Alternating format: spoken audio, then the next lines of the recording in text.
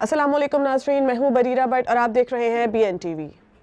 आपको बताएं कि अलीम खान की तरफ से बड़े बयानात सामने आए हैं।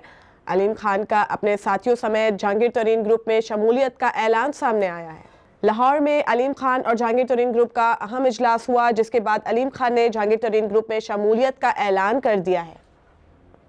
अनथक मेहनत की थी, उनके लिए दिन रात काम किया था, उस जद्दोजहद को आगे बढ़ाने में खून पसीना लगाया था, उनको क्यों नजरअंदाज किया गया, इसका आज तक जवाब नहीं आया।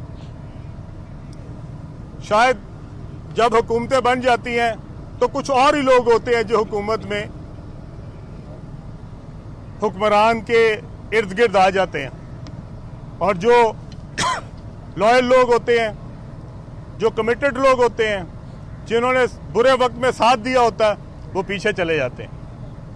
और हम में से किसी को कोई अफसोस ना होता अगर आज हमें लगता कि हमारी वो जमात जिसके लिए हमने दिन रात मेहनत की है, अगर आज वो अपनी पॉपुलैरिटी में इजाफा कर रही होती, लोगों की उम्मीदों पे पूरा उतर रही होती, अवाम में मकबूल हो रही होती, तो हमें किसी के भी नजरअंदाज होने का कोई दुख ना होता। लेकिन आज पंजाब में जो कुछ हो रहा है और जिस तर्ज की हुक्मरानी है और जिस तरीके से हुकूमत का कारोबार चल रहा है, पीटीआई के मुखलिस कारकुनों को और पीटीआई को वोट देने वालों को इस पे तशवीश है। और हमारी आज भी आपस में यही बात हुई है कि हम सब जो इस तहरीक का हिस्सा थे, जो इसके लिए मुखलिस थे, जिन्होंने कुर्बानियां दी हैं, वो सारे एक प्लेटफॉर्म पे इकट्ठे हों।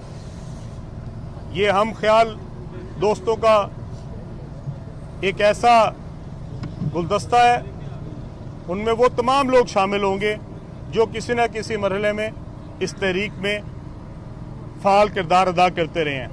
जहांगीर खान तरीन इंशाल्लाह खैरियत से वापस आएंगे और इसी जो हमारा गुलदस्ता बनेगा उसमें आज तक मैं तकरीबन 40 से ज़्यादा MPs को मिल चुका हूँ पिछले 4 दिनों में। नाज़रीन, ये थी कि अब तक की अपडेट्स। मज़ीद खबरों से जुड़े रहने के लिए देखते रहिए BNTV।